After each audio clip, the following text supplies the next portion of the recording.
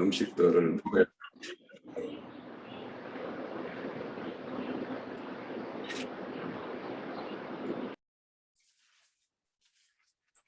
더 말씀하십시오. 예, 더 네. 말씀하십시오. 예. 뭐 저도 뭐 이렇게 그 다른 청교자매님들 뭐 이렇게 보면 이야기 나누면서 이렇게 뭐 보충하거나 뭐 이렇게 할게요.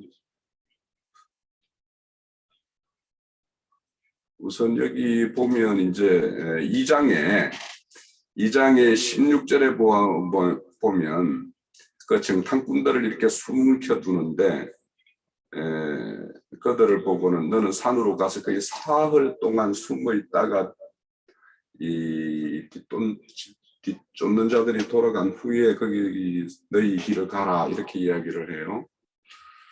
그러면 이제 이 사흘 길이라는 거는 여기서도 정확하게 사실은 정탐꾼으로 갔다가 그들 군대에게 발각되는 순간에 죽는 거잖아요. 사실은 죽는 것인데 사흘 동안 이렇게 숨어 지냄으로 인해서 사는 것은 이게 이제 결국에는 우리의 어떤 세례를 그대로 실현하는 거죠. 사실은 3일 동안.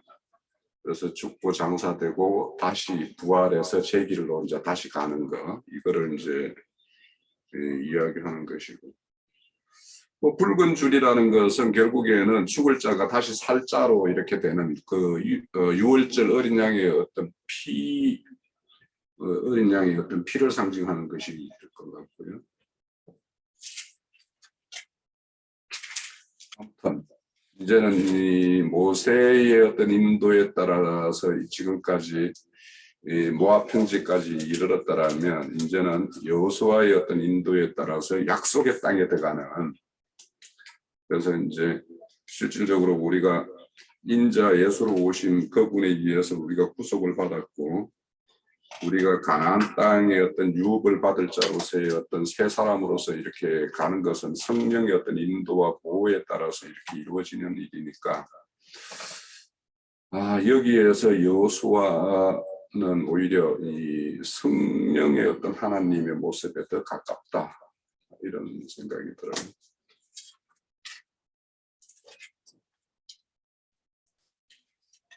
예.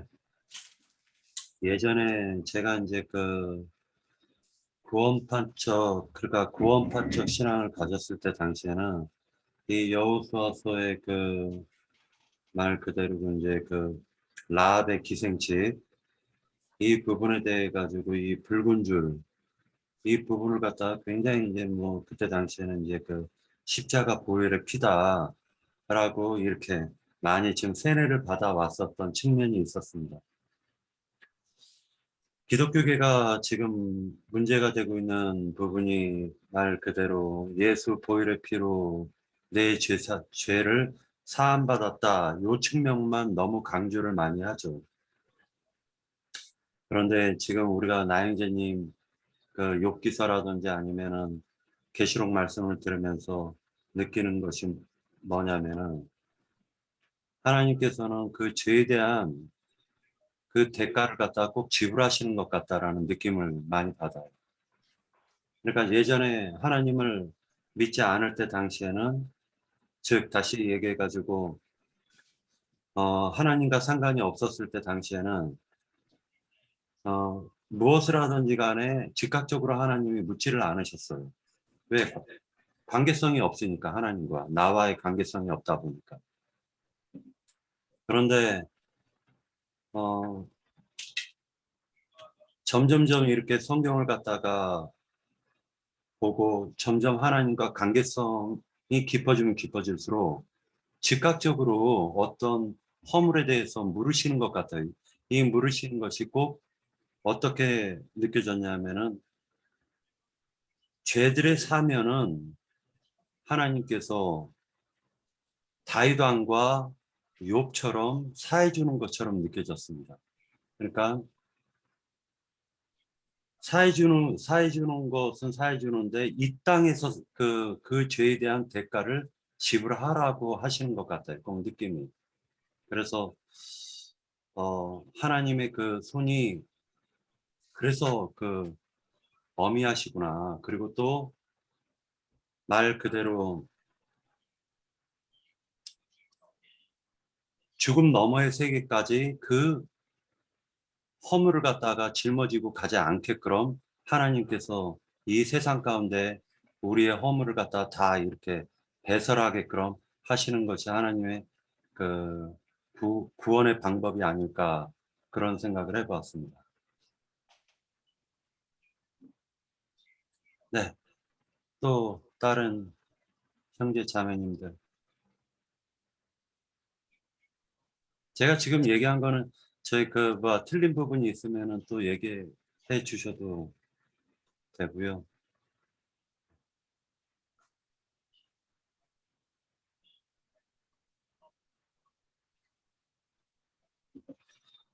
어, 그러면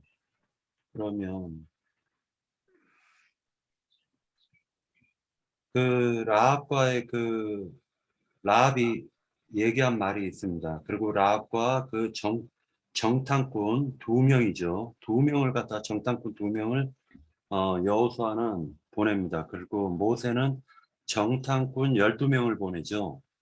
근데 여호수아는 정탐꾼을 두 명을 보냅니다. 그리고 라합과 정탐꾼이 지금 계약을 맺는 부분이 있어요.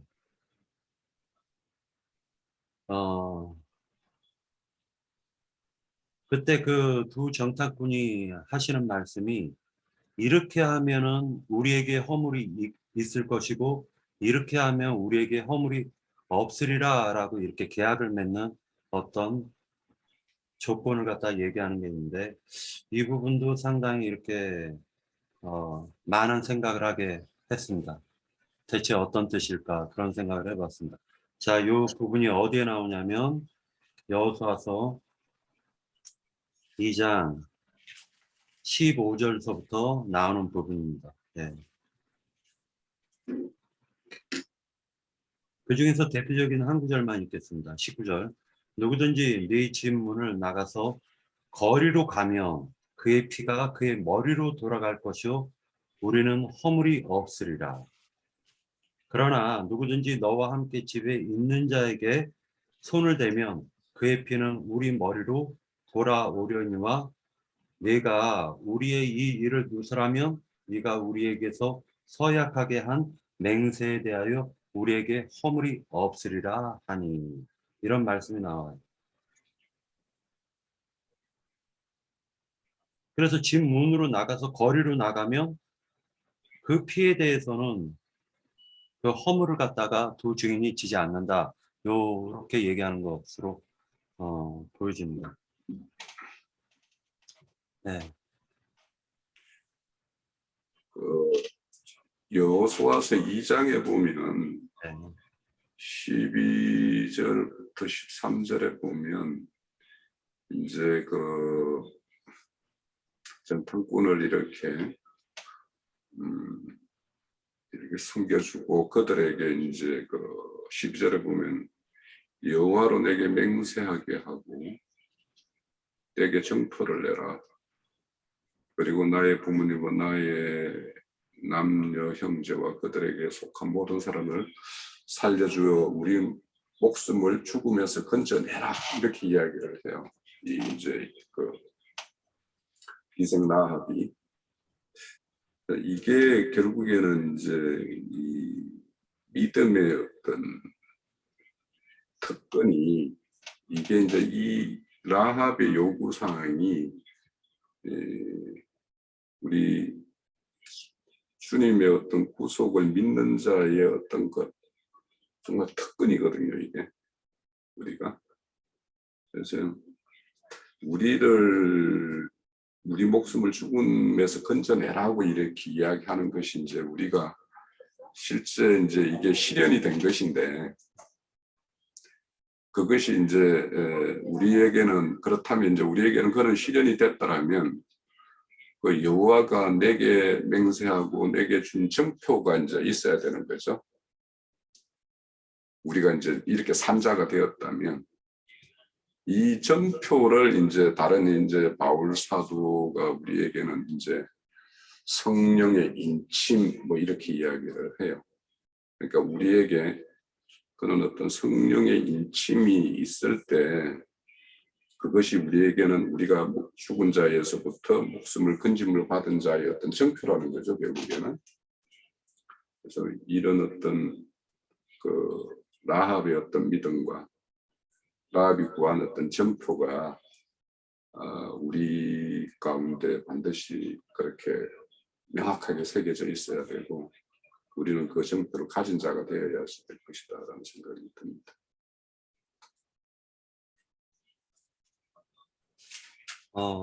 개인적으로 이제 오늘 시간이 좀 있어가지고 여호수아서 전체적으로 좀 이렇게 성경 말씀을 들어보았는데요. 이 여호수아서를 갖다 신약 성경으로 보면은 굉장히 이렇게 많이 그 매치가 되는 그 성경이 사도행전이라고 저는 생각을 해요. 그래서 이제 여호수아서를 볼 때 이것이 그 영적인 어떤 그 하나님께서 그 성취 과정은 사도행전으로 성취 과정이 이루어지고 있다라고 보여지고 있습니다. 그래서 어쩌면은 이렇게 뭐 창문에서 내린다라고 할 때 보면 그 사도 바울을 갖다 창문에서 내리는 사도행전 9장 사건과 매치가 되는 부분도 있고 여러 가지가 사도행전과 매치가 돼요. 그래서 말 그대로 이것은 이제 하나님께서 어떻게 구속하여 그러니까 하나님께서 두 사람을 갖다 뽑았는데 그 두 사람이 바로 에루살렘 교회가 아니라 안디옥 교회에서 사도 바울과 바나바라는 사람을 이제 보내는 사도로 임명해서 보내는 그 과정이 나옵니다.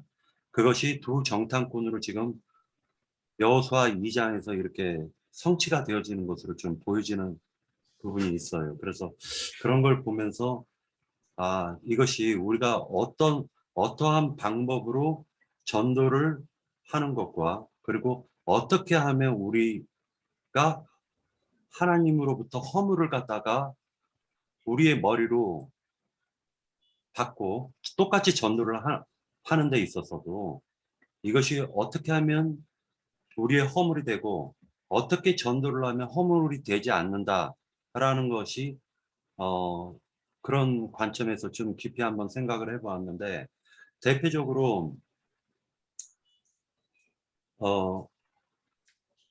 사도 바울이 복음을 전하고 다닌 그 고린도 교회라든지 여러 교회들을 다시 또 유명하다 하는 자들이 오거나 바리새파 유대인들이 와가지고 또 율법을 강조해가지고 또 흐트러 버리걸라면 그러면은 누구는 허물을 갖다가 얻을 것이고 지금 어떤 사람들은 허물을 갖다가 지금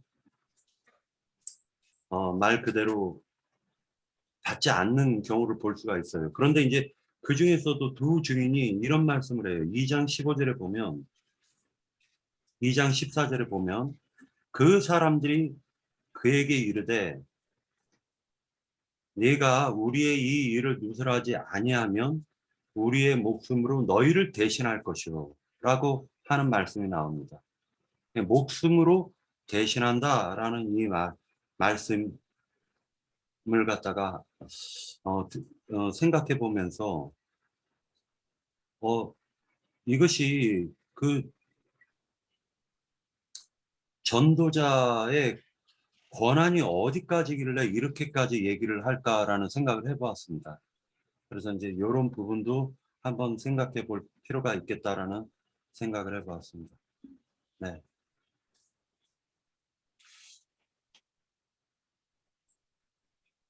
금방 그 부분은 누가복음인가 어딘가에 보면은 너희가 죄를 사하면 사해질 것이요 너희가 죄를 그만두면 그대로 있을 것이다라고 하는 이 말과 같이 죄를 사한다는 것은 결국에는 그 사람의 그 전도의 대상자가 비진리나 어두움이나 뭐 이런 거에 붙잡혀 있는 부분을 밝히기 빛 가운데로 이렇게 밝히는 것이 결국에는 죄를 사하는 것이잖아요. 그죠? 네. 그러니까 결국에는 우리가 말씀을 가지고 있고 그 말씀이 어딘가에 어두움이나 비진리에 이렇게 있는 자에게 가서 비춰진다라는 것이 결국에는 그들을 어떤 생명으로 살리는 것이 되는 것이니까 그 건세가 대단한 거죠, 사실은. 또 사도 바울이 로마서에서도 하는 말씀이 내가 하나님께 저주를 받는 한이 있더라도 이스라엘 백성이 구원받기를 원한다. 나의 친족이 구원받기를 원한다라는 말씀을 하시는 걸 보면 상당히 이렇게 그 전도자의 그 그러니까 말 그대로 신명기 우리가 공부했듯이 입에서 화도 나가고 복도 나가는 그런 것을 우리가 느낄 수가 있습니다. 네, 이수희 자매님 말씀하시겠어요? 한 말씀 하시죠.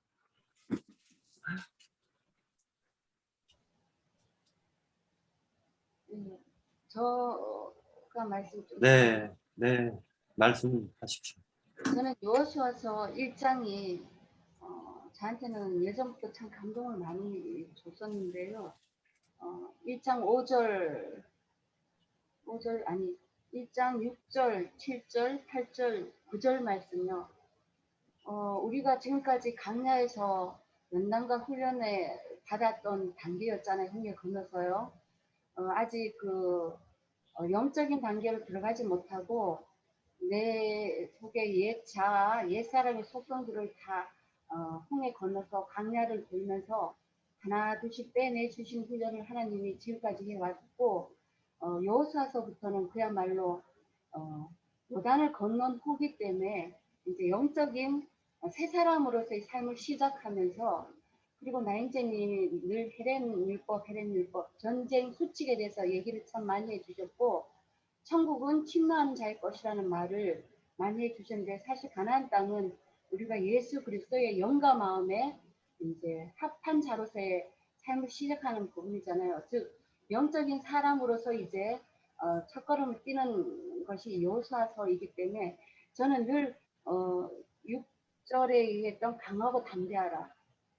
내가 너와 함께 할 것이라. 하나님이 계속 너 이제 내가 너와 늘 함께 해주는 그런 일을 하니까 너는 두려워하지 말고 늘 강하고 담대함으로 늘 내가 시키는 내 말에 귀를 기울이고 내가 저거 하는 대로 그대로 쉽게 얘기하면 이제 영적인 단계로 들어가면 서로 주님과 서로 대화하고 교통하는 단계잖아요.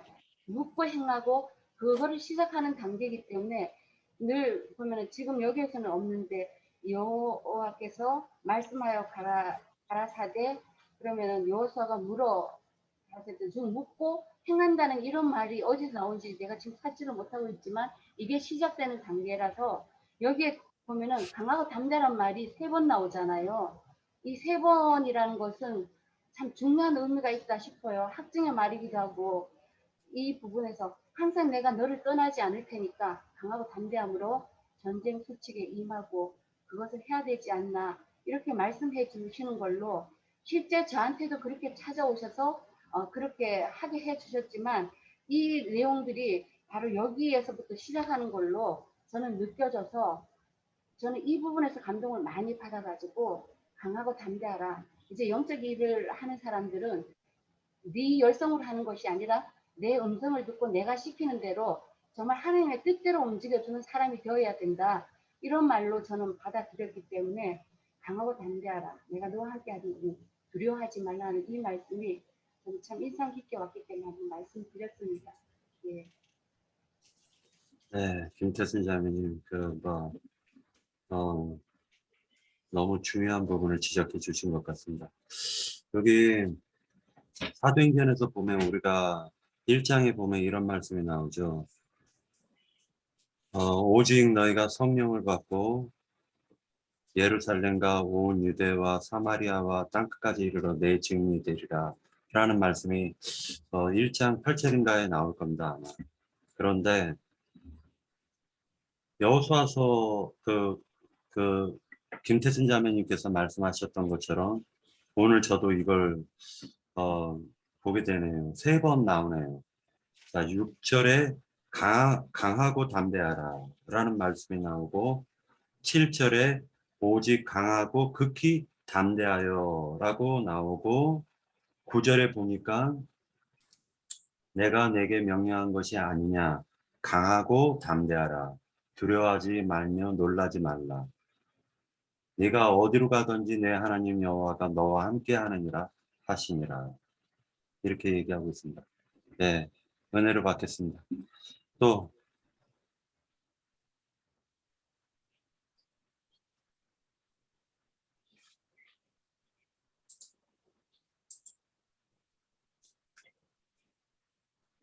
이 부분도 이제 좀 저는 생각되는 게 어떤 경우에 담대함을 요구할까? 상대가 약해 보이면 담대할 필요 없잖아요. 그냥 뭐 담대 안 하려고 해도 그냥 용기도 생기고 뭐 그냥 기선제압하고 들어갈 것 같은데. 근데 이 담대하라고 하는 거는 뭐냐면 겉으로 볼 때 우리가 절대 질 것 같고 이길 수 없을 것 같고 뭔가 뭐 이랬을 때 이제 담대한 그 용기가 필요하잖아요. 저도 이제 이거를 이제 그 예전에 막 그 이제 예전에 이제 이런 생각이 들었어요. 혹 형제님이 계실 때는 뭐 여러 목사들이 찾아와서 뭔가 따지더라도 형제님이 일당백으로 이렇게 다 대접을 해 주실 것 같은데 형제님이 안 계실 때 이런 떼거리로 와가지고 뭐 이렇게 하면 어떻게 대처해야 되지 뭐 이런 걱정이 사실은 앞서 그런 생각이 한번 던 적이 있어요. 그래서 이제 물론 이제 그때는 이제 뭐 그때고 지금은 뭐 떼거리로 오면 떼거리대로 한번 해보지 뭐 이런 생각이 좀 있기는 있어요. 이제 그처럼 이 담대하다라는 거가 이 담대하고 용기가 필요한 거는 사실은 눈에 보이는 어떤 것들에 의해서 우리가 주눅들거나 뭐 그럴 수 있을 때 이제 사실은 담대한 용기가 필요한데 뭐 우리가 기성교회들 그 수많은 어떤 이런 말 하면 뭐 하지만 축쟁이 같은 사람들 뭐 이렇게 상대한다라면 뭐 우리 교회 형제자매님들이 뭐 거의 일당 100 아니면 일당 10은 할 거 아닙니까? 그래서 어째 보면 우리와 함께 하고 있고 우리에게 주어져 있는 그 말씀들의 어떤 그런 넓고 깊고 높음 이런 것들을 우리 스스로 이제 확인하는 어떤 기회들을 가지면 가질수록 사실은 이제 용기 있게 되고 담대해지게 되고 그래요. 그래서 이제 저 같은 경우는 예전에 이제 인터넷상에서 이제 그 어떤 메시아닉주였죠. 아마 메시아닉주 어떤 목사하고 이렇게 토론을 해보니까 그 나름대로 그 무리를 그 무리의 어떤 교단인지 교파인지 뭐 인도하는 사람인데도 그 내공이라는 게 이제 사람이 이제 이 바둑 같은 거 떠보면 상대의 어떤 수가 보이면 이 사람은 어떤 내가 감당하기 어렵다 뭐 아니면 나보다 할 수다 이런 게 알듯이 그러니까 그렇게 한번 토론을 해보고 그 사람하고 이렇게 이야기를 해보면 사실 우리 본인들에게도 또 도움이 되고 또 우리 교회에 대해서 우리 스스로 이렇게 장비되어 있는 부분에 대한 어떤 실제적인 것도 경험하게 되고 이런 어떤 좋은 기회가 있으니까 결국에는 가나안 땅에서 이렇게 강약길을 오면서 여러 아무리 족속들과도 싸우고 뭐 여러 족속들과 지금 그 모압의 그 동북 그러니까 그 요단강 동북 쪽에 있는 시온과 이런 왕들과 전쟁도 한번 해본 사람이잖아요. 지금 이스라엘이 지금 가나안 땅 들어가려고 하는 사람들이. 그러니까 예비 전쟁이에요. 그게 사실은 가나안 본 전쟁을 위해서. 그래서 우리도 어째 보면 그런 예비적인 전쟁들을 좀 많이 해볼 필요가 있어요. 그래서 그런 걸 통해서 이제 본 전쟁이 벌어졌을 때 그들에게 잘 대처할 수 있고 이런 것들이 이제 훈련되는 부분이 있으니까. 제가 조금 더 오는 대로 좀 말씀을 더 드려보면 강하고 담대하라 지금 몇 장 몇 구절 찾지는 못하지만 신약 성경에 가면 있잖아요. 너희가 말을 준비하고 가지 않아도 네가 전도를 할 때 되면 저는 이거를 체험을 참 많이 했습니다. 한때는 하나님이 누가 시키지도 않았는데 가갖고 사람 만나서 전도를 하게 해 주셨어요. 그때마다 저는 말씀을 준비해 가고 하진 않았어요. 다만 형제님이 성경책을 참 많이 읽어두라. 읽어두면 그것이 도움이 될 거라 했는데 저는 그거를 정말 몸소 체험을 했는데 아직도 말씀이 부족하고 특히 몇 장 몇 구절은 제가 약해서 그는 못 외우고 있고 하지만 그 말씀이 나오잖아요. 강하고 담대하라는 이 말은 내가 너와 함께 하리니 내가 너 속에 너와 먹고 마시고 함께 하니까 네가 말을 준비하고 가지 않아도 전도할 때 필요한 말을 내 입에 넣어줄게. 이게 성경에 나오는 말씀인데 지금 당장 제가 찾지는 못해요. 그런데 저 가면 말씀 준비하고 가지 않았어요. 성경책도 갖고 가지 않았어요. 그런데 전도하다 보면 생각나게 하는 말들이 있어요. 그 사람한테 필요한 말을. 정말 기가 막히게도 성경에 있는 말씀대로 저는 이것을 체험시켜 주셨는데 책도 안 갖고 갖고 많은 사람이 있고 저 혼자인데도 기가 죽지 않아요. 참 나도 놀란 부분이 되는데 이게 바로 하나님이 내 속에 함께 하시기 때문에 내 입에 힘을 실어 주시는구나. 이거를 참 많이 느꼈거든요. 그래서 강하고 담대하라는 것은 바로 네 안에 너 예수인 나를 정말 믿음으로 받아들이고 있느냐 이걸 얘기하시는 것 같아요. 그래서 성경에 또 보면 그러잖아요. 믿음이 작은 자들아 너들 믿음이 없으니까 이거 못하는 거 아니냐 이런 내용도 나오잖아요. 이런 체험을 저는 실제로 많이 했기 때문에 그래서 주님을 믿고 가서 전쟁이 전도잖아요. 하다 보면 하나님이 필요한 말을 입에 넣어준다는 거예요. 저는 이 부분도 보기 때문에 하나님을 믿고 그대로 움직이면 일해 주신다. 저는 이렇게 실제 부분으로 이렇게 지금 말씀드려 봅니다. 이것이 영적 실제가 아닌가라고 말씀드려 봐요. 여기까지입니다.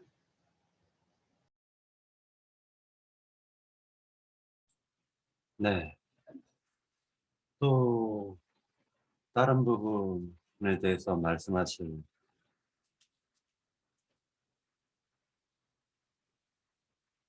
여기에 보면은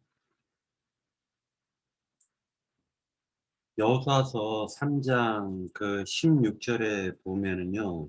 15절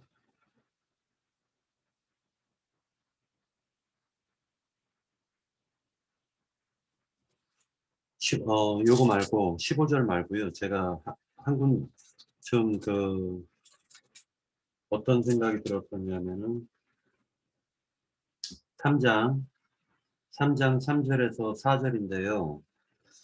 백성에게 명령하여 이르되 너희는 레위 사람 제사장들이 너희 하나님 여호와의 언약궤 매는 것을 보거든 너희가 있는 곳을 떠나 그 뒤를 따르라.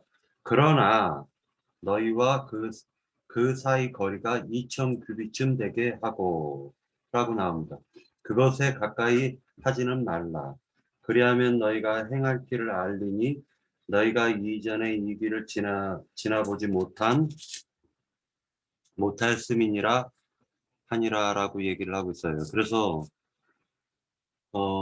2000 규빗 언약궤를 메고가 언약궤와 그리고 이스라엘 백성들이 그 언약궤를 맨 제사장들과의 간격을 갖다 2000 규빗을 갖다 띄라는 말씀인 것 같은데 이 부분도 상당히 좀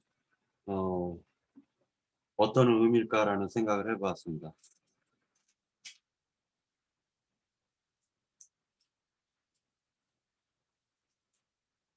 여기에 대해서 하실 말씀 누가 없나요?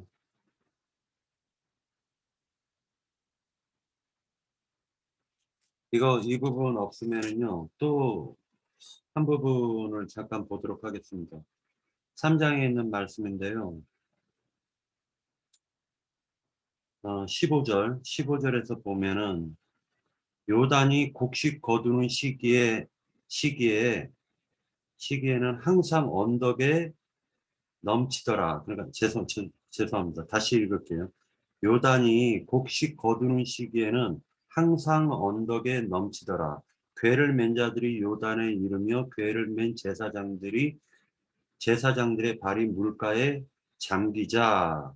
곧 위에서부터 흘러내리던 물이 그쳐서 사르단에 가까운 매우 멀리 있는 아담성읍 변두리에 일어나 한 곳에 쌓이고 아라바의 바다 여매로 향하여 흘러가는 물은 온전히 끊어짐에 백성이 여리고 앞으로 바로 건널세라고 얘기를 하고 있어요. 그러면서 17절에 보면 이제 최종적으로 마른 땅으로 건너갔더라라고 얘기하고 있는데,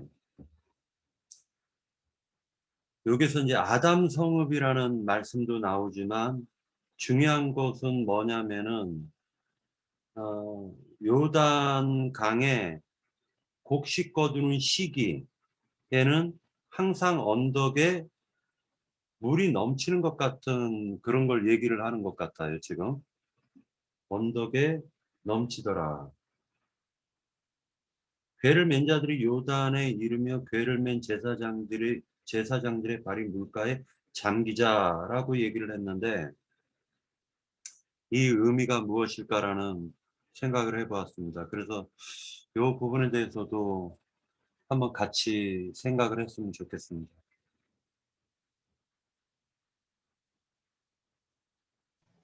꼭 창세기, 예, 말씀하십시오. 3장 2절에 2천 큐빅 좀 떨어져서 이제 거리를 두라고 한 거는 정확하게는 모르지만 언뜻 이런 생각이 들어요. 이 2천 큐빅이면 한 1km가 좀 안 돼요. 한 900m?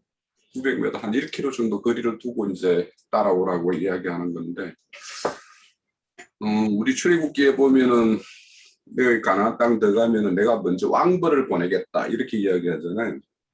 그러니까 가나안에 들어가서 모든 것들 이렇게 이루어질 일도 결국에는 하나님의 어떤 언약에는 하나님의 어떤 상징이니까 하나님께서 모든 것을 예비하고 이렇게 하신다라는 어떤 그런 의미가 아닐까? 그런 생각이 어떻게 들어요? 네. 그러니까 먼저 성령이 우리들 앞서 행하신다 이렇게 볼 수가 있겠네요. 예.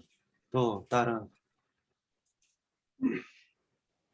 죄송해요. 제가 자꾸 얘기하게 되는데, 네, 말씀하십시오. 예, 저기 16장 말씀을 저는 몇 장이요? 3장 16절 좀 전에 그 아담 변두리로 물이 네, 넘쳤다라 네. 거기 얘기에 드리면 이제 저는 이 부를 보면 홍해 건널 때 그 상황 바닷물이 갈라졌던 거 상황이 연상이 돼요. 그러나 그 홍해가 건너갈 때는 일반적으로 하나님께서 지팡이를 들어서 모세 보고 명령해라 해가 시키는 대로 하면 그렇게 됐지만 이 가나안 땅은 홍해에는 하나님이 일방적으로 찾아오셔서 명령을 주셔가지고 거기에 순종하는 일이 됐지만 요단강은 저희들이 믿음으로 건너가야 되는 것이기 때문에 그래서 15장에서 그 개를 맨 제사장들이 발이 물가에 잠기자라는 조건이 들었거든요. 그래서 저는 이 부분은 홍해는 그렇게 건넜지만 요번에는 이제 요단은 우리의 믿음으로 건너야 돼. 말이 왜 이렇게 안 나오지? 건너야 되기 때문에 믿음이 있는 사람이 발을 넣으면 그때는 항상 수수때가 돼서 물이 항상 넘쳤더라 그랬잖아요. 물이 넘쳐고 물이 가득 차 있는 그런 상황이었는데 제사장들이 믿음으로 발을 넣어줄 때 물이 마르는 거잖아요. 이것은 믿음이 아니면은 되지 않는 거를 저는 강조하는 것 같아요. 이건 믿음으로 지금 행하고 있느냐 안 행하고 있느냐를 말씀하시는 걸로 저에게는 보여서 그래서 똑같은 이제 홍해 건너는 그 부분이 연상이 되지만 요단과 홍해의 차이점을 여기서 말해주고 그래서 바로 믿음으로 건너느냐 아니냐. 믿음 있는 너희들은 강하고 담대하는 것도 나를 믿기 때문에 네가 나를 믿으면 강하고 담대함이 저절로 주어진다. 이 얘기하고 연결되는 걸로 저는 보여서 그래서 믿음으로 건너면 그 믿음에 의해서 물이 말라서 정말 쉽게 건너지만 두렵고 그런 마음을 갖고 하나님을 믿지 못하는 마음 갖고 하면 절대로 요단강은 건널 수 없다. 부족하지만 저한테는 이렇게 보여서 이 부분을 좀 말씀을 드려봤습니다. 예, 자세한 거는 시가진 장로 형제님께서 말씀 좀 전해 주시길 바랍니다. 네. 또 다른 이 부분도 이제 결국에는 제사장들이 언약궤를 메고 백성들 앞서가요. 네. 그러니까 이거는 결국에는 어떤 무리 중에서도 이제 앞서는 인도자의 어떤 책임이나 인도자의 어떤 믿음이나 인도자가 중요하다라는 것을 이렇게 이야기하는 측면도 있어 보여요. 또 어떤 의미에서는 저는 이제 그 개인적으로는 이 말씀을 보면서 창세기에 있는 말씀이 떠올랐었는데요. 하나님께서 모든 바다에, 그러니까 모든 물을 갖다 한 곳으로 모으고 거기를 바다라 칭하시고 그 다음에 무치를 드러나게 하셔가지고 거기를 갖다 땅이라 칭하셨다라고 얘기를 했는데, 이것과 마른 땅과 곡식 거두는 시기와 어떤 관련이 있는 것이 아닐까, 이런 생각을 좀 해보았습니다.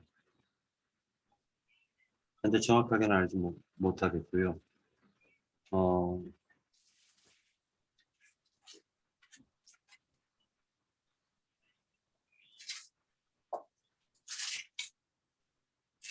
여기에서 이제 그 할례에 대해서는 우리가 많이 들었는데,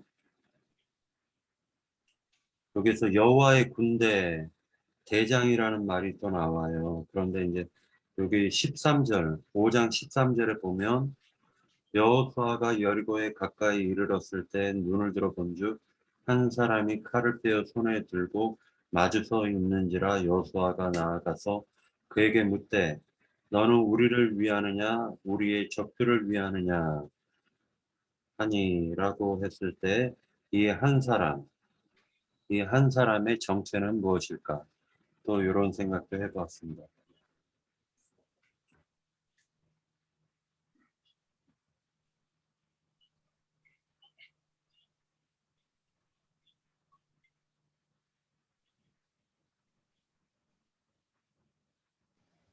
그럼, 죄송합니다.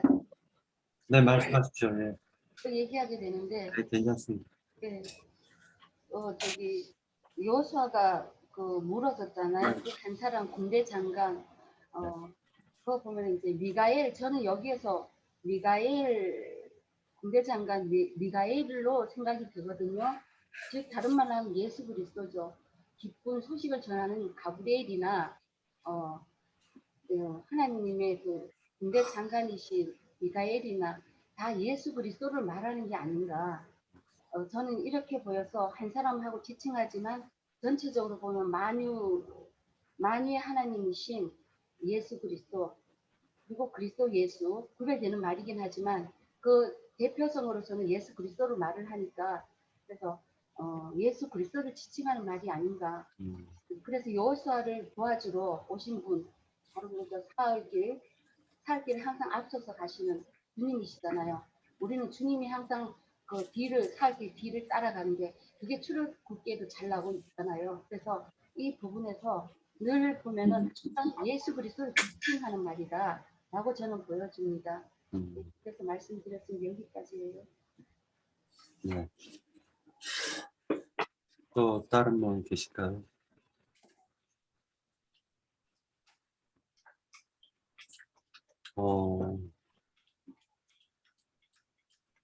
다니엘서 잠깐만 보도록 하겠습니다. 다니엘서. 관주를 찾아보니까요.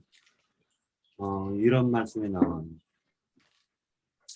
다니엘서 10장 16절. 인자와 같은 이가 있어 라고 해서 인자 같은 이라는 말이 나오고, 18절. 또 사람의 모양 같은 것 하나가 나를 만지며 나를 강건하게 하여, 이렇게 말씀하고 있는데,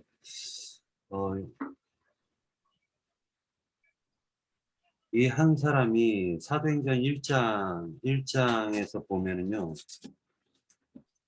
사도행전 1장, 관조에는 이렇게 1장을 찾아보라고 나와 있습니다.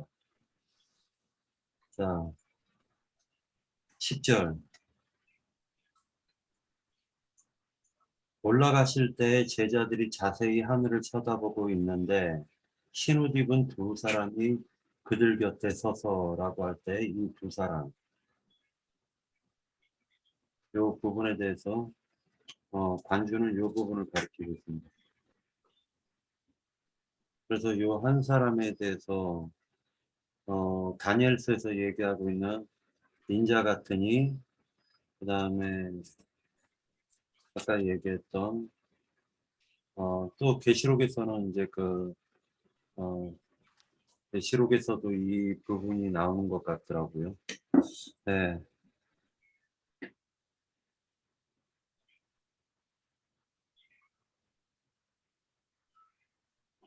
우리가 결과적으로는 이 여호수아서를 갖다 보면서 우리가 개인적으로 실제로 이제 그 많은 세상 사람들과 대화를 나누면서 하나님을 증거할 때 우리 개인적으로 증거하는 것이 아니라 항상 하나님께서 우리와 함께 하신다라는 이 개념과, 그리고 또 하나님이 앞서 행하신다라는 개념이 여호수아서에서 이렇게 좀 강하게 어필하는 것이 아닌가라는 생각을 해보았습니다. 자, 더 이상 누가 다른 분 더 증거하실 분 계신가요? 아까 이수희 자매님 아까 말씀 못 하셨는데 이수희 자매님 한 말씀 하시고, 니나 자매님 궁금하신 부분이 있으세요? 아니면은 증거하실 부분이 있으신가요?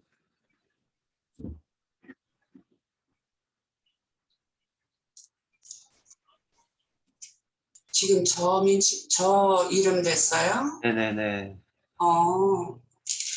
저는 지금 김태순 자매님이 뭐 담대하라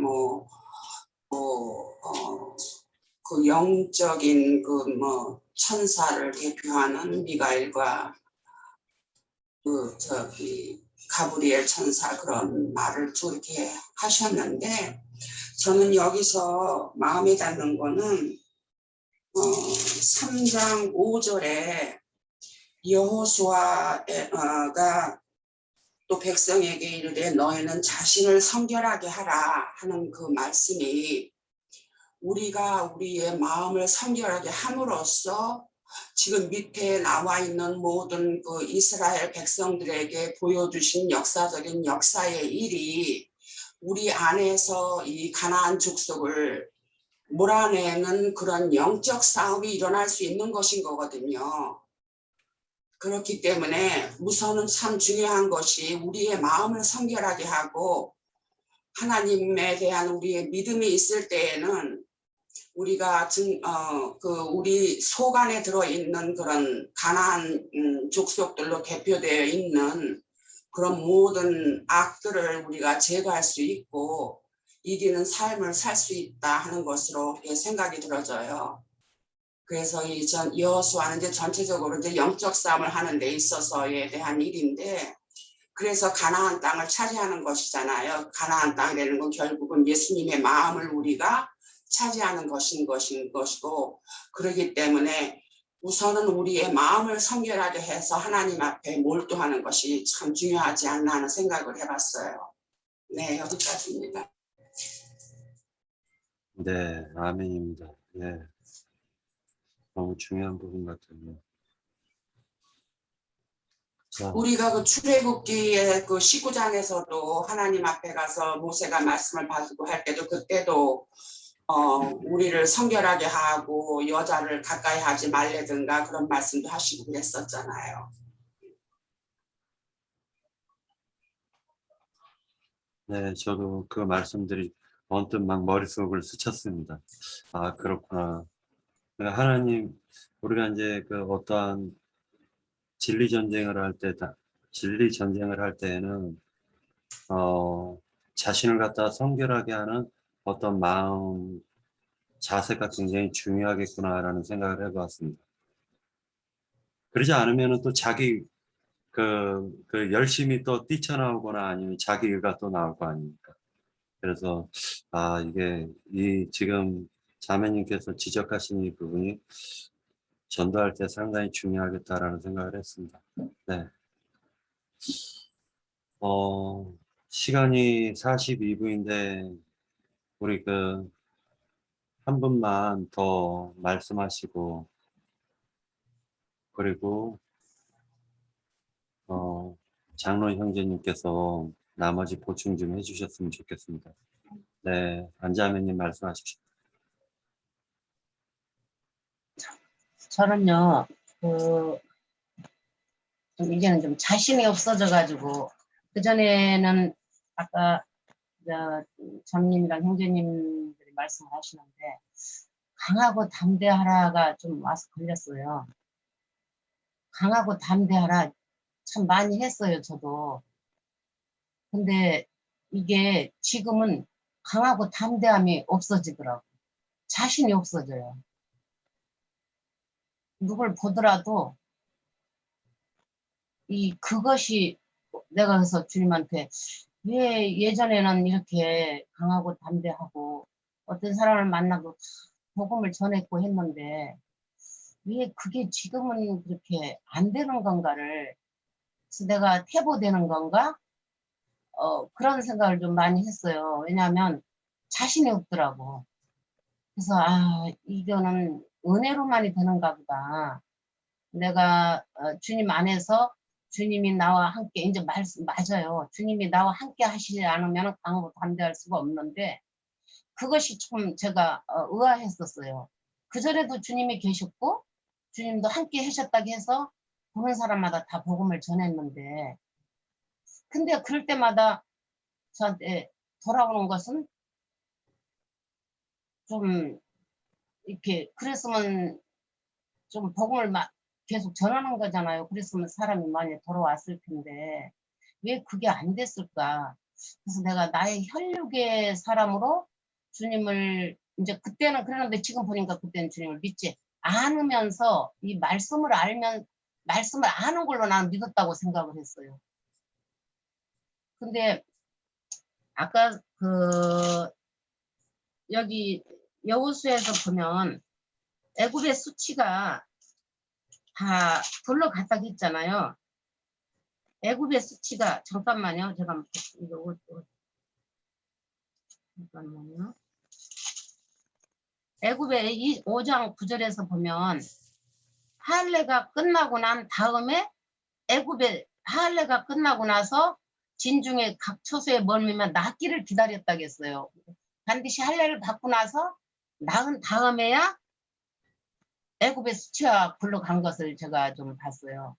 그러니까 애굽의 수치가 할례 받기 전에 제가 했던 그런 것들은 다 주님이 했다고 했지만 내가 한 걸로 나는 좀 그전에 그걸 하면서부터 자신이 없어지더라고. 수치가 나의 일사람이 그대로 있는데 수치가 굴러가기 전에 했던 것들은 어떤 강하고 담대하고 그랬던 것은 내 육성이 아니었나 저는 좀 그런 것이 와서 닿았어요. 그래서 지금 어디 가서 열기가 참 이제는 그전은 진짜 제가 자신을 했었죠. 근데 모르겠어요. 육신은 나이도 있고 그래서 그런지 몰라도 자꾸만 이게 뒤로 물러가지고 생각을 또 해봐지고 그렇게 해서 얻은 영혼이 별로 없고 그리고 가까이 있는 사람을 해도 이게 씨알이 안 맥히니까 이게 그 강하고 담대함은 온전히 주님이 내 안에서 밀어낼 때 정말 내가 그냥 말을 해도 그 두려움 같은 것이 없을 때 내놓는다고 봐지거든요. 근데 그전에는 두려움이 솔직히 있었어요. 있었는데 이게 주님의 일이기 때문에 이 말을 꼭 해야 돼 하면은 꼭 내가 진짜 뒤에 힘들어지는 일이 많았었거든요. 그래서 애굽의 수치가 굴러가고 난 다음에 거기서 이제 애굽 수치를 떠나게 했던 것이 길갈이라고 했거든요. 그러면 옛사람에 처리시키는 곳이잖아요, 길갈은. 근데 이제 거기서 길갈에서 진을 쳤고 그달 14일 저녁에는 여리고 평지에서 유월절을 지켰으며 유월절 이튿날에 그 땅에 소산물을 먹었다겠어요. 그러면 이제 그 땅에 소산물을 그날에 무교병과 볶음국식을 먹었는데 또 그 땅의 소산물을 먹은 다음 날에 만나가 그쳤다겠어요. 근데 모세의 율법이 이제 만나잖아요. 그럼 우리가 애굽의 수치를 굴러가고 난 다음에 유월절을 지키고 유월절 이튿날에 그 땅에서 난 소산물을 먹되 그날에 유교봉과 볶음국식을 먹었다겠어요. 그러면 내가 조금 이렇게 어눌하지만은 표현이 그동안은 우리가 모세 율법으로 우리가 모든 것을 행했다고 저는 봐져요. 애굽의 수치가 굴러가기 전에 했던 것들은 그냥 율법적으로 그랬는데 그 음식을 계속 먹었던 거예요. 근데 이제 그해 가나안 땅에 소출을 먹었다겠어요. 그 해 첫 해에. 그러니까 내가 이제 수치를 당하고 수치를 다 굴러가고 난 다음에 이제 내가 이제 새로운 이제 삶을 사는 거잖아요. 그 새하늘과 이제 새 땅이 열리는 거잖아요. 이 새 땅으로서 새하늘에 열리면서 가나안 땅에 소출을 먹었다고 했을 때 아 이제 주님의 말씀을 참으로 내가 그전에는 그냥 그게 그냥 이렇게 잡혀도 뭐가 확실히 잡히지가 않았는데 지금 와서 보니까는 아 이 말씀이 그 말씀이었구나. 그전에는 내가 다 이론으로 율법적으로 그렇게 행했었구나. 근데 그때는 그때대로 주님의 은혜를 주셨었어요. 어딜 갈지라도 내가 복음을 전하고 참 강하고 담대하게 30, 40대는 많이 했었는데 지금 그것이 다 이렇게 내가 주님 안에서 참을 했더라면 몇 사람은 건졌을 거예요. 진짜 수도 없이 했는데도 그게 결국은 내가 보면 지금 열매가 맺어진 게 없는 것을 볼 때 요즘에는 복음 전하는 게 참 힘들다. 그래서 강하고 담대하라고 내가 너와 함께 하리라고 했던 것은 저는 이제 그렇게 봐요. 애굽의 수치를 굴러가고 난 후에 이제 우리가 새 사람으로서 어떤 자를 만나더라도 주님의 힘을 입어서 나갈 때에 이 열매를 맺지 않을까 싶은 것이 좀 생각이 들어서 어느 가지만 교통을 했어요. 여기까지요. 안자매님 그 기운 내시고요. 안자매님 수고 많이 하셨어요. 그러니까 그 뭐 강하고 담대 열매에 대해서 우리가 별로 이렇게 중요하죠. 중요하지만은 하나님께서 그것도 맺게 해주시는 부분이 있는 것이니까 너무 네, 그 부분은 여호수아의 그 할례라는 것과 모세의 그러니까 여호수아의 할례와 모세의 할례가 있죠. 그런데 저는 이제 모세의 할례를 받는 자와 여호수아의 할례를 받는 자의 차이점이 무엇일까라는 생각을 해보았는데 모세의 할례를 받는 자는 저주를 받은 자들이 할례를 받는 거지만 여호수아의 할례를 받는 것은 저주의 저주를 받는 자들이 할례를 받는 것이 아닌가라는 생각을 해보았습니다. 그래서 저주의 저주를 받은 자들이 여호수아의 할례를 받아 완전한 하나님의 사람들이 되는 것이 아닌가 이런 생각을 해봤습니다. 개인적인 생각이에요. 장로 형제님 마무리 좀 부탁드리겠습니다.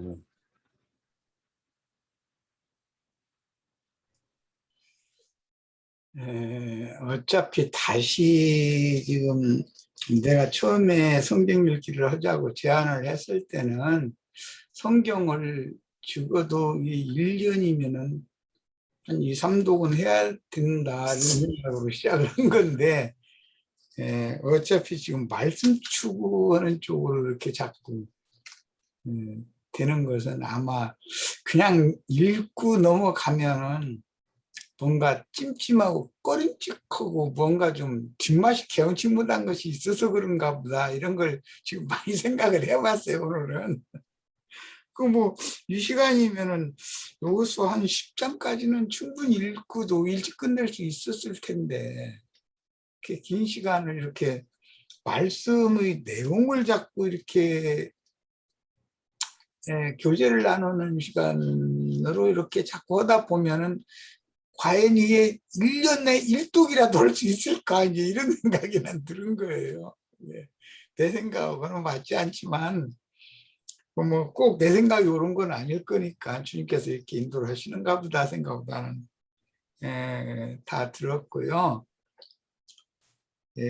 기왕에 뭐 이제 여기 여러 가지 그 내용에 대해서 말씀을 나누는 시간으로 이렇게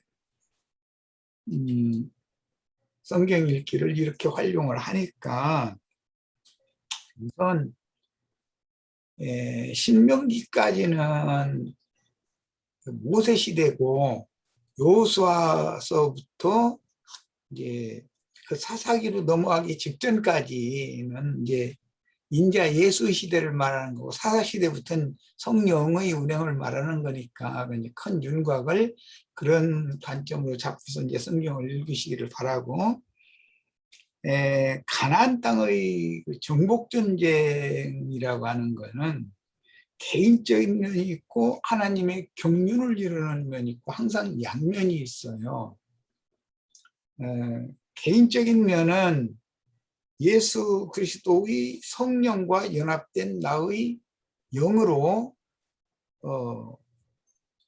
죄가 거하고 있는 육적인 자아는 이게 육에 속한 마음이죠. 옛사람의 마음을 정복해 들어가는 걸 이제 개인적으로는 그렇게 적용을 해요. 이건 영적 전쟁이니까.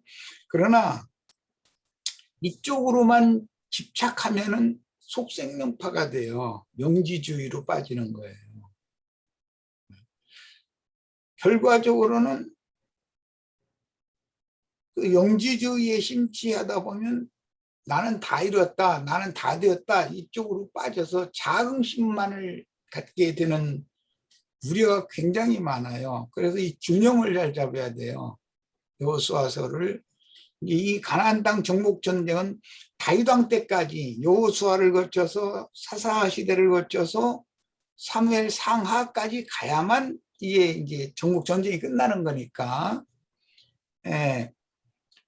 경륜적으로는 율법과 선지자의 때는 이제는 종결이 됐고 예수 그리스도의 새 시대가 왔다 이 말이죠. 여호수아서라는 건 인자 예수의 새 시대를 말하는 거니까 사사기로 들어가면은 이제는 성령께서 제자들을 파송해서 이제 사사들이라는 건 제자들을 상징한 거거든요.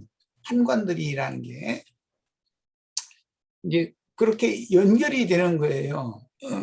그러니까 이제 개인의 면도 있고 하나님의 경륜을 이루는 면도 있다. 양면을 잘 이게 좌로도 우로도 치우치지 말아야 돼요. 경륜을 이루는 면에만 또 집착을 하다 보면 대형 교회를 세워가지고 뭐 오늘날 이상한 이런 문제들이 발생하게 되는 그 원인이 뭐냐면은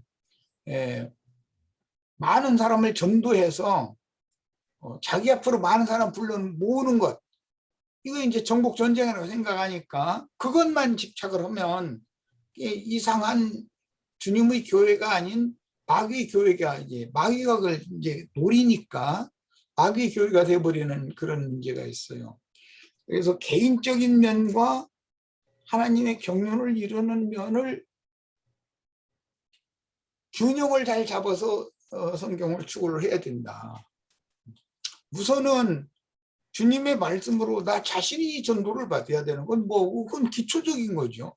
나 자신이 구원을 못 받으면 다른 사람 아무리 전도 많이 하면 무슨 소용이 있겠어요? 나만 구원 받으면 일이 다 되느냐? 그렇지는 않다. 하나님은 또 모든 민족의 충만한 수를 다 영생을 얻은 수를 채워야 되는 문제가 있으니까 항상 양면 적용을 잘해야 된다라는 걸 꼭 말해주고 싶고요.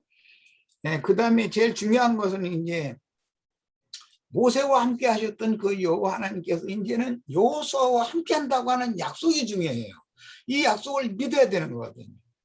이 함께 하신다는 이야기는 뭐 우리가 잘 아는 것처럼 창세기 28장에 보면 야곱의 꿈에 여호와 하나님이 나타나셔서 네가 어디로 가든지 내가 너와 함께하여 결과적으로는 너를 이 가나안 땅으로 다시 돌아오게 해주겠다. 그 약속이거든요. 함께라는 게 이렇게 중요해요.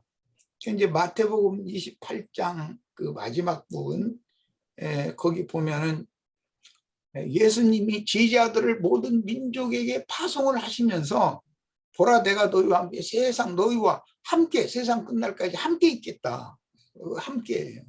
그러니까 전도자라는 것은 자기 자신이 나가면은 무모한 짓을 해요. 기독교가 전도는 참 잘해요. 그런데 누구 자식을 낳는지도 몰라 이건. 그 전도는 많이 했는데 이 자식이 이 길거리 자식들이라 그 참 무모한 짓이죠 그게.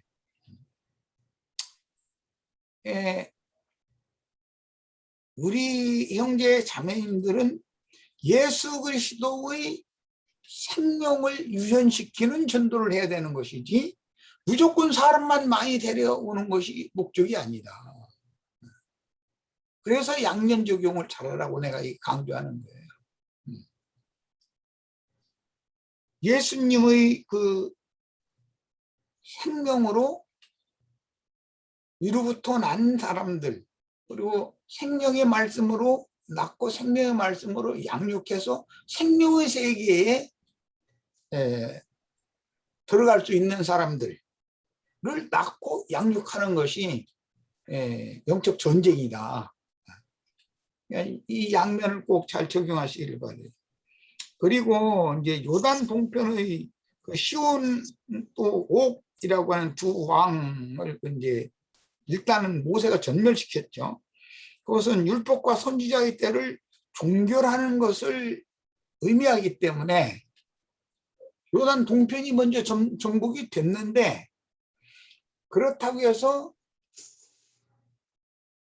그 요단 동편의 정복된 기업을 차지한 두 지파 반이 신약시대에 와서 자기네들이 기업을 받았으니까 우리는 영적 전쟁에 참여하지 않겠다 이러면은 그건 하나님의 뜻이 아닌 것이죠. 이방의 충만하심이 찬 다음에 그 천년이 실현될 때 그때야 다시 원래 받았던 그 두 왕이 지배하고 있던 그곳으로 돌아가서 기업을 받는 이 문제를 굉장히 중요하게 꼭 깨달으셔야 됩니다. 그러니까 혈통적으로 보면 이스라엘 12지파에 속한 사람들이 12사도가 된다. 그런데 율법과 선지자의 때를 끝냈다는 것은 유대교 지도자들에게서 장자권, 왕권과 제사장권과 선지자의 권을 빼앗아 가지고 제자들에게 주면 시대가 바꿔지는 것이거든요. 지금 그 이제 기점을 말하는 게 요단을 건넜느냐, 요단강 이전이냐로 이렇게 나눈 거예요. 그 다음에 광야 끝에서 12지파가 자기 지파를 대표하는 그 반석 돌을 어깨다 메다가 요단강 가운데 있는 제사장들이 발 앞에다가 세워요. 그럼 제사장들이 서 있는 요단강 가운데서 또 새 돌을 하나씩을 꺼내 가지고 나와서 길갈에다가 또 세워요. 가나안 땅의 길갈에다가. 이제 이것은 결과적으로는 옛사람과 그 행위를 개인적으로는 종결시키고 그리스도로 새용과 새 마음으로 새로운 피조물이 있는 것. 그들이 함께 모여서 세우는 것은 이제 신약의 교회예요. 이제 길갈 교회로부터 시작이 된 거죠. 이 길갈 교회는 예루살렘의 120명 교회를 상징한 거니까. 그런데 그 길갈에 모인 사람들이라는 것은 다 영적 할례를 받아가지고 애굽의 수치가 다 굴러간 사람들이어야 돼요. 이 말은 광야의 시험이 끝난 사람들이어야 된다는 뜻이기 때문에 광야를 맴돌면서 시험을 그렇게 오래 받았던 것은 애굽 세상에 속한 미련이 끝나지 않았기 때문에 그러는 거예요. 계속 앞으로 나가는 것 같았다가 다시 애굽을 향해서 퇴보하고 앞으로 나가는 것 같았다가 애굽을 향해서 다시 퇴보하고 이런 것을 반복하는 것이 그게 광야의 시험이었거든요. 이제 애굽에 속한 즉 세상 나라에서 세상 부귀 영화 뭐 육신의 어떤 행복 이런 것들을 끝내 버리지 못하면 요단강 건너갈 수가 없는 거예요. 그냥 광야에서 떨어 죽는 거니까. 그래서 광야의 시험이 끝났다라는 말이 애굽의 수치가 불러갔다라는 말과 같은 뜻이에요. 이게 세상에 속한 미련이 끝나지 않으면 절대 가나안 땅에 들어갈 수 없어요.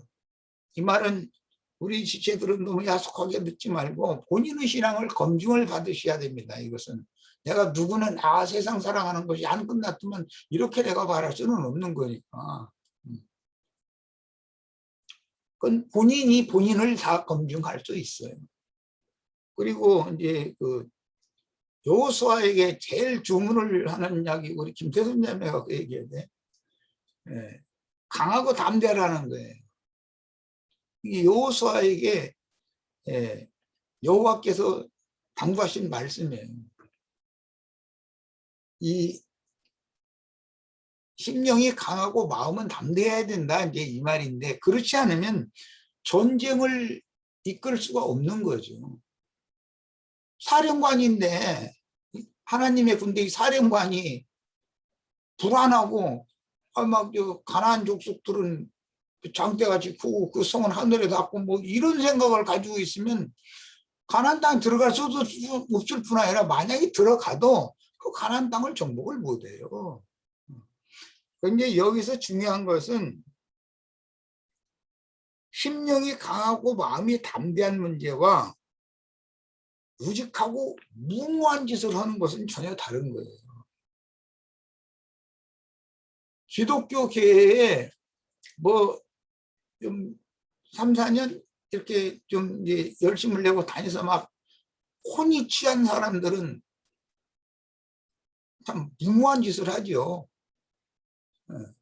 막 간음을 막 그냥 하고 다니면서 막 길거리 자식을 그냥 막 수두시 놔놓고 새끼만 빠뜨려 놓고 뭐 길리지도 않아. 그거 뭐 길러야 길 건데기도 없고. 그런데 막 그냥 막 그냥 막 눈에 쌍심지 끼고 막 길거리 어디 막 다니면서 하는 거죠.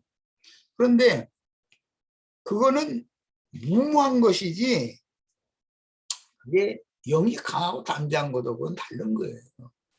그건 전부 혼적인 거예요. 육적인 거예요, 사실은. 육신에 있는 혼이 혼취해서 그렇게 열성을 내는 거거든요. 그런데 그때는 경수가 끊어지지 않은 때이고 막 한참 기운이 솟아오르는 뭐 20, 30대는 물불 안 가리는 거지 뭐 그거 이제. 그런데 그게 나쁘냐? 그런데 그것도 하나님 그렇게 쓰신다 이 말이에요. 그렇게 일단 세상 사람을 불러 모아서 세상 교회에다 불러놔야 거기에서 증인들을 그들에게로 보내서 그들 가운데서 이기는 자를 빼내올 수가 있는 것이거든요. 세상에 있는 사람에서 바로 이기는 자를 빼내올 수는 없는 거니까. 이게 하나님이 하시는 일이다. 그러니까 그런데 세상 교계에서 전도 잘하는 분들 이렇게 보면은 한 면에서는 부러운 면도 있지만 힘이 넘쳐나는 걸 보니까 그런데 저렇게 사람이 우직하고 무모한 짓을 할까 싶어요. 그럼 자기가 무슨 뭐 진리에 대해서 체험을 한 것도 없고 진리를 아는 지식도 별로 없거든요. 그런데 그냥 목사가 하라는 목사한테 설교 들은 말만 가지고서 아무나 만나면 막 일단 전도를 하고 막 해야 되거든. 그런데 이제 어느 때가 이제 그 사람 입이 이제 맞게 되느냐 하면은 자기보다 수가 월등하게 높은 사람을 멋둥으로 가서 이제 부딪혀서 막 전에 하던 대로 그냥 늘 습관대로 하려고 했는데 이제 실실 웃기만 하고 거기서 상대도 잘 안 해주려고 그러고 저런 우리 같은 사람이야 그럴 거 아니에요. 그런 사람들 맞닥뜨려서 입다투모르게 해서 어발다투모르게 해서 당신 그런 것이 잘 오해했다고 한다고 그 사람 들을 사람이야. 그냥 차라리 피하는 게 낫지. 실실 웃고 이제 이렇게 되면은 나중에 이제 그 세상 말고 약호가 죽게 되거든. 그다음부터 이제 할례 받는 이야기를 하면은 귀에 들어오거든. 그 전에는 할례 어쩌고 해서 하면 골치 아파. 오직 믿음 막 믿기만 하면 막 이런데 그다음부터 할례 얘기가 딱 들어오거든. 예.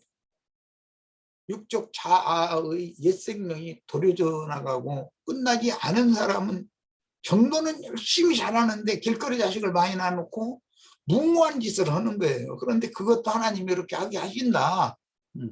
그러니까 우리가 신이 아닌다면은 잘하냐 잘못하냐 뭐 이러쿵 저러쿵 판단할 수는 없는 거죠.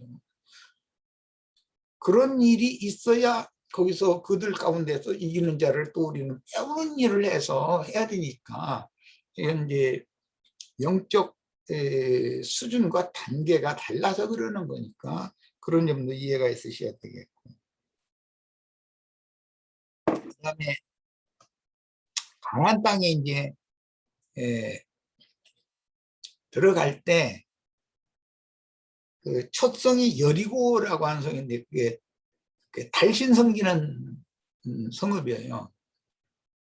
1월 성신을 섬기는 중에서 이제 달신을 섬기는, 그러니까 그들도 교회, 달력은 교회를 말하기 때문에 교회라는 것을 자기네들의 여리고성 사람들만을 똘똘 뭉치게 만드는 강력한 힘이 있어요.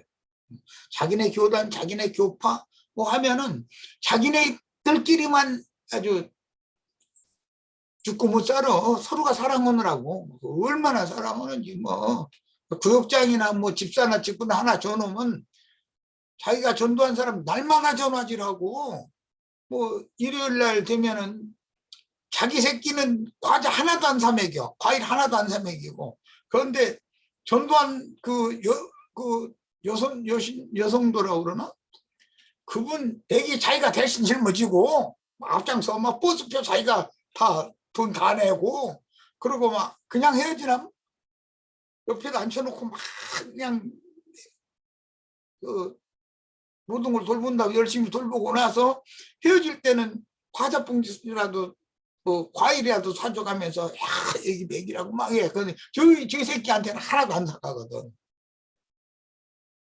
그게 알고 보면 무모한 짓이다. 이게 무모한 짓. 그런데 그런 열심을 내게 하시는 것이 하나님이 하시는 일이지 하나님의 손 밖에서 이루어지는 일이라 있을 수 없는 거다 이런 말이에요.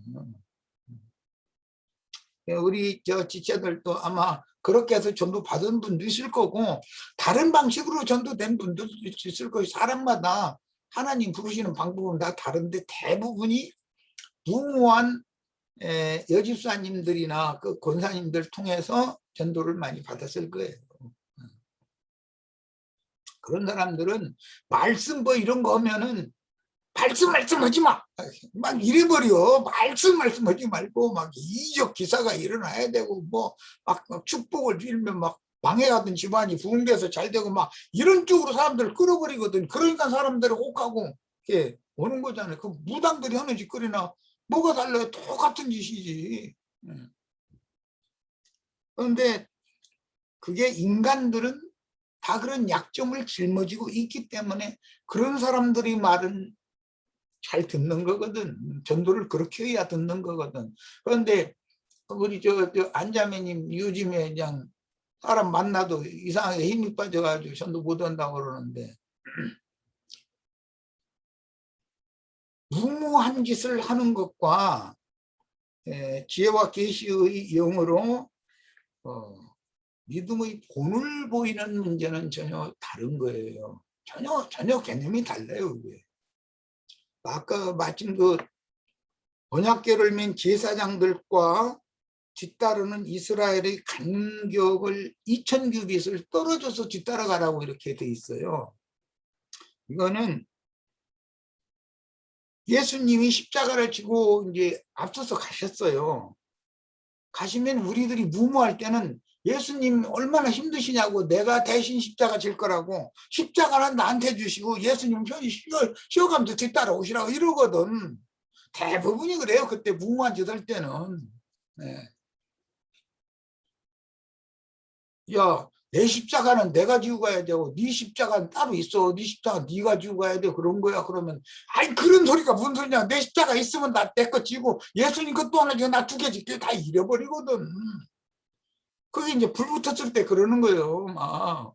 그래서 대부분 보면 십자가 자기 거 하나 지고 예수님 거 짊어지고 두 개 짊어지고서 낑낑 대척하거든. 그러면서 막 십자가 예수님 양 손과 발에 세 개의 못으로 못을 박았다니 거기다 대고 녹슨 못을 갖다 박았으니 손바닥하고 발바닥이 얼마나 아프셨겠냐. 그러면서 막 가슴 두들겨가면서 막 눈물 흘리고 다 그러거든.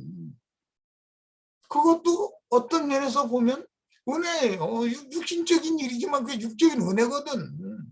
예. 그런데 주님과 주님이 보낸 교인들이 믿음의 본을 보이면서 앞에 가신 것을 본발치에서 보면서 본받고 따라가야만 차착이 없이 따라가는 것이지, 자기가 언약궤를 앞서서 자기가 내가 앞서 갈 테니까 예수님 뒤따라 오시고, 이제 교회 인도하는 이제 형제도 이제 저 장로도 눈에 안 들어와. 소용없어. 이제 세상 쪽에는 이제 목회자지. 목회자도 소용없어. 그 목회자가 뭐 하는 거 보면 영 마땅치 않은 것이 너무 많고, 내가 하면 저거보다 훨씬 잘할 텐데 말이야. 막 해가면서 막. 예. 자꾸 자기가 앞들려고 그러거든. 그럼 이제 한 번, 두 번 제지를 하다시다가 나중에 예수님이 아이 알았어. 그럼 너 혼자 녀서 가봐. 그럼 엉뚱한 데로 가거든. 이게. 불기둥과 구름기둥이 앞서 갈 때 그걸 따라가는 게 제사장들이 언약궤를 메고 구름기둥과 불기둥을 따라가는 건데, 구름기둥과 불기둥이 어디로 가는지를 뭐 아나. 안 보이니까. 그 사람들은 쉽고 평탄한 길, 물이 넉넉한 길, 평탄한 길 그쪽으로만 대로가 열렸다 생각하니까 그쪽으로만 막 가버리지 산지길로는 절대 들어서들 않거든. 그러니까 엉뚱한 방향으로 가는 거예요. 그래서 뒤따르라고 그러는 거예요. 믿음의 본을 보이는 증인들을 뒤따라가면 틀림없이 영광의 성에 도착이 되는 거예요. 목적지에 가는 거거든요. 그런데 자기가 앞장서면은 자기 눈에 좋은 대로 가려고 그러지, 주님이 미리 불기둥과 구름기둥을 보내서 앞서서 가신 그 길로 제사장들이 따라가는데 그 길로 가려고는 않거든. 그래서 간극을 두고서 뒤따르게 만드는 거예요. 믿음의 본을 보인다는 것이 이렇게 중요해요. 전도는 무모하게 사람을 불러 모으는 전도가 그게 있고, 그것은 이제 초보의 도를 가르치는 것이고, 진짜 완전한 전도라는 것은 믿음의 본을 보이는 장로로서의, 인도자로서의 자격이 갖춰져야 되는 거예요. 그 사람은 지혜와 계시의 영에 의해서 명확하게 듣고 명확하게 보면서 따라가거든. 구름기둥과 불기둥의 가는 그 길과 그 행로를 정확하게 알고 따라가는 것이지, 그렇지 않고 가고 싶은 대로 막 간다면 그럼 뭐가 되겠어요? 이런 걸 좀 생각을 해보시기를 바래요. 그 다음에 이제 라합 이야기를 해야 되는데, 우리 번역에는 기생이라고 되어 있죠. 여리고 속의 기생 이렇게 번역했죠. 그런데 이것은 영적인, 즉 우상숭배를 하는 간음, 즉 우상숭배의 간음인데, 간음하는 여자라는 그런 뜻이에요. 기생이라는 용어 자체가, 이것은 가나안 족속들의 신전창녀라는 말인 거예요. 여사제죠, 여사제. 네. 그 이제 이스라엘 역사에서는 솔로몬의 처첩들, 그 다음에 아합 때는 음녀 이세벨과 그 딸, 그래가지고 그들이 양성해낸 850인의 바알과 아세라의 선지자들, 이런 사람들이 다 그게 이제 간음을 행하는 자들이거든요.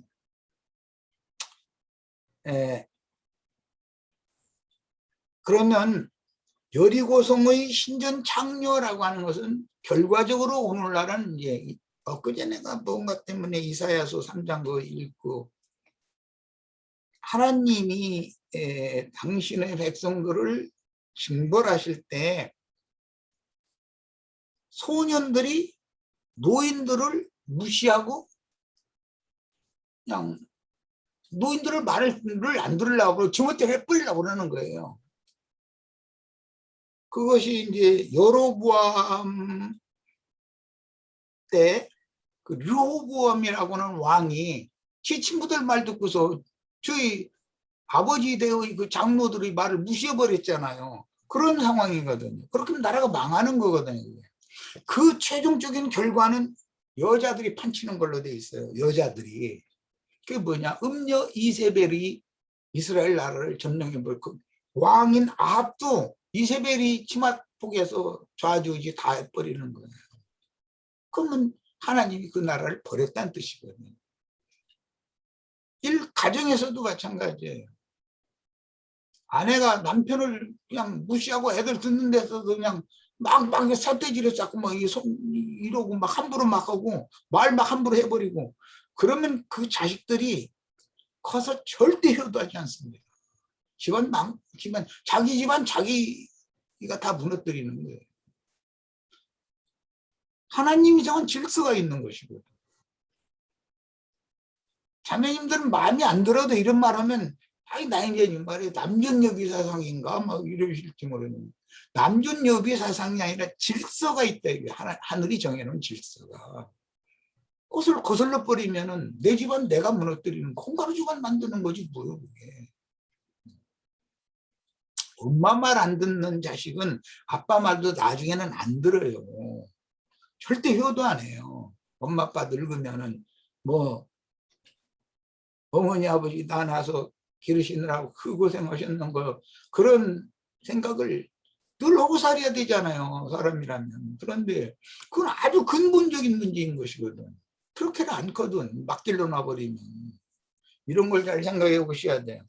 이게 가정생활은 교회생활과 관계가 되기 때문에 이제 곁들이 말씀드린 거고,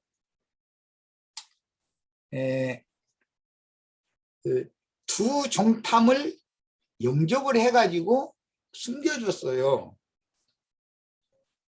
그건 이제 신약 성경에서는 마태복음 10장과 누가복음 10장에 보면 주님께서 12 지지자들이나 70 지지자들을 파송을 하시는데 둘씩 보냈다고 돼 있어요. 이게 두 정탐이라는 건 두 증인을 상징한 거잖아요. 주님이 파송하신 증인들을 자기 집으로 영접을 하고 자기 집에 사람들을 모아서 전도를 할 수 있도록 이렇게 배려를 하면 그 사람과 그 사람의 집이 구원을 받는다는 거예요. 주 예수를 믿으라 그리하면 너와 네 집이 구원을 얻으리라 라는 말이 이 여호수아서 여기서 이게 인용하는 말이거든요. 신약성경에. 두 정탐을 여리고의 그 기생인 라합이 주도적으로 그 부모도 있고 형제도 있었잖아요. 라합이 주도적으로 영접을 할 수 있었다라는 것은 라합이라는 사람이 그 집안의 영적인 선도자였었다는 걸 알 수가 있는 거예요. 그러니까 이제 라합을 통해서 그 집이 전체가 구원을 얻어요. 라합이 말할 때 나와 내 아버지 내가 너를 선대한 것처럼 너희가 만약에 가나안 땅에 들어오면 나와 내 아버지 집을 선대해다고 이렇게 그 계약을 맺잖아요. 맺으면서 줄로 갈아서 창문으로 내렸다 해서 이제 도망가게 해준 거죠. 그런데 그 줄이라는 것이 생명줄을 말하는 거예요. 그 줄이 만약에 없었다면 도망을 못 가는 거고 그 줄이 중간에 끊어졌으면 죽을 거 아니에요. 떨어져서. 그게 그리스도의 은혜라는 것이고 하나님과 나를 생명으로 연결하는 결탁해주는 생명줄을 상징한 것이거든. 그런데 그 줄이 붉은 줄이다 그랬어요. 그러니까 구속의 피를 흘리신 예수 그리스도의 생명이 나의 생명을 구원하는 생명줄이 된다라는 말이죠. 그래서 그걸 이제 문에다가 이렇게 매달아 놨다고 그랬어요. 빨간 줄, 그 붉은 줄을. 예, 그리고 그 붉은 줄이 매달려 있는 그 집 밖으로 나가면 다 도둑당해서 죽는 거예요. 예. 그 집안에 있는 사람은 무조건 오고 다 살아나는 거예요. 이것이 도피성 또는 교회, 방주 등으로 이제 성취되는 거예요. 그 집 밖으로 나가면 죽는 거예요, 무조건 오고. 그런데 그 집 안에 모여 있으면 붉은 줄이 창문에 매달려 있는 집 안에만 있으면 안전하단 말이에요. 이런 것은 교회 생활이라는 것이, 교회라는 것이 얼마나 중요한가, 이런 것을 보여주는 그림이에요. 오늘 우리 형제 자매님들도 라합집의 구원에 대해서 그 이해가 좀 있으셔서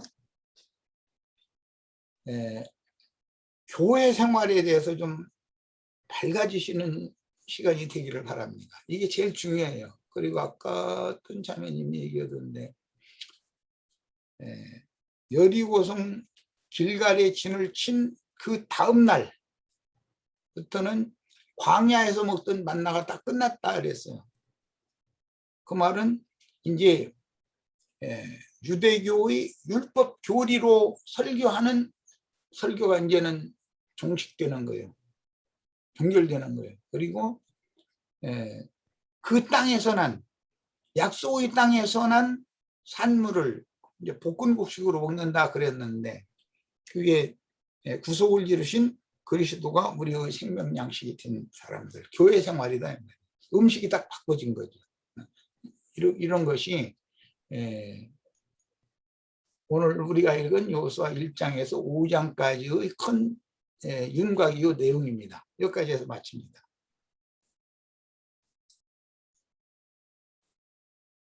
네, 수고하셨습니다. 마치도록 하겠습니다. 네, 수고들 하셨고요. 다들 수고들 하셨고요. 마치겠습니다. 네.